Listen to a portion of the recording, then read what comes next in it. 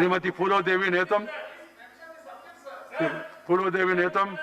I can tell you clearly, because this session is in such a situation where we have an emergency situation. सभापति महोदय, श्रीमती आज सदन में भाषा माँ प्लीज पढ़िए,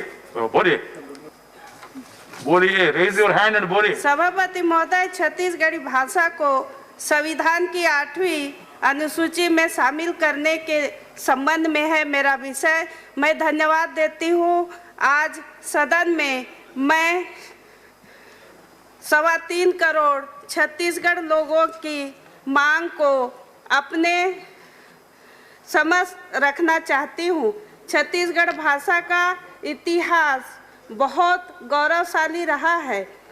रामचरितमानस में मैं भी छत्तीसगढ़ के शब्द मिलते हैं, जैसे बालकांड में माखी और सौरभ जहरी विकार, किष्किंधा कांड में पखवाड़ा लड़ाई करना, सुंदर कांड में सोहर आदि, सुंदरी आदि छत्तीसगढ़ भाषा शब्द है।